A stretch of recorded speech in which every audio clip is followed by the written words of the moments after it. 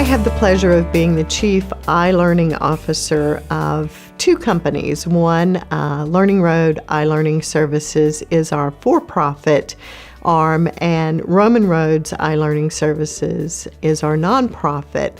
So in order to even start those companies, my background involves about 30 years of working in both corporate learning and also in higher education. I have been very fortunate to have a wonderful opportunity to academically prepare to be in this position, and that includes an undergraduate degree in marketing and distributive education, a master's degree in instructional technology, and a PhD in adult education and instructional technology. So I have the unique opportunity to combine two areas that I love very much, and that is working with adults in a professional learning environment, and also to leverage technology in order to create very effective and valuable learning for those adults. My personal philosophy is that in order to be successful in our careers and in our lives, it is a continuous and ongoing learning process. And in order to help others, be more and more aware of that, it is important that we present learning in such a way that it can be transferred very quickly, either to a professional endeavor or to a personal endeavor. Well, today's workplace is very, very competitive. And when you look at what's happening in terms of recruitment and talent management, you'll see that in many situations, any position that is posted will not only have dozens of applicants, but oftentimes hundreds of applicants. And so those folks who are in human resources and recruiting are looking across a very wide range of potential candidates for any position that they have. It is very important that we are aware that they're also looking not just for a degree and not just for experience, but also what else do you bring to this position. And one of the differentiators that I have seen be very successful in these kinds of competitive endeavors, for someone who really wants to get a particular position or be promoted into a particular position, is that they have a strong track record of continuing education. A 4-year degree does not mean that you're done. A master's degree does not mean you're done. It simply means that you've turned the page and you're ready for the next chapter in your learning. In terms of the organizations themselves, we are seeing that more and more there is an understanding that when learning is a part of a strategic business plan, that an organization or corporation is able to attract and to retain a different level of employee. There, when learning is part of the culture, and it's not just an expectation. It's just simply there. It is woven so tightly into all of the recruiting and all of the performance review and evaluation. It's part of the business in terms of not only employee education and training, as we've called it for many decades. It is just simply that continuous and ongoing process that it's not just for the employee, it can also be for the clients and for the vendors and any other stakeholder that might be part of an organization. We also want to reduce risk, and that's where we get into the areas of compliance and regulatory learning.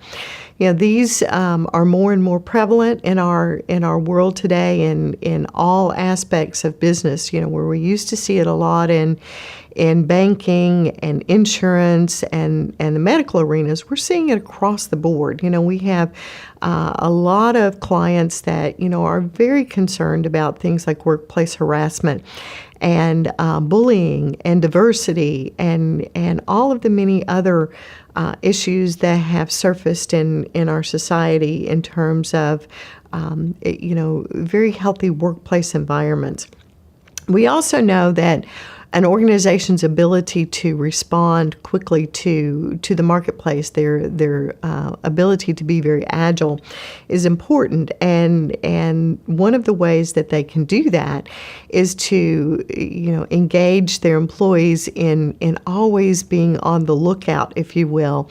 To be aware of their, the marketplace and their surroundings, and to see and to recognize opportunities that can be brought back to the leadership team and the sales force and human resources and all of those other pieces of the organization. Because if they can do that and do that effectively, rather than just simply kind of going into their work with blinders on and just seeing what's right in front of them, they're also seeing what's all around them. Being able to respond with new technologies, and not just the latest gadget because it's cool, but technologies that really add value to the organization and bring the ability to be agile and also to better respond, not just to the marketplace, but also internally. How do we better tool and equip those who are part of our organization already? And technology certainly is one of those ways. We also know that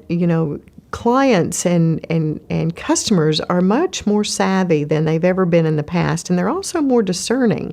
They want to make sure that they're working with the right group, and that they understand the business of the business that they're depending on.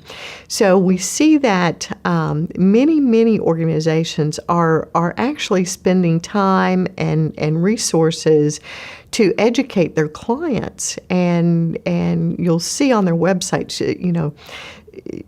the opportunity for people to create an account and to log in and to learn from the organization itself, and to be a better consumer and to be a better partner with that particular organization. In looking ahead and thinking about emerging trends, one of the things that I talk frequently about is we're kind of a Google mentality society, and we want to know what we want to know right now. We used to call it just-in-time training, but it's not even just-in-time training or learning anymore. It's the Google mentality. It's being able, with a few keystrokes, to get to the information that we need right at that very moment. And then we just put it away. So one of the things that companies are recognizing is that they have incredible assets in their intellectual properties, and those intellectual properties are in the minds of their subject matter experts. And if they're not teasing out that information while they have that subject matter expert as part of their organization, then they know that they're losing in terms of being able to capture that information and to share it with others.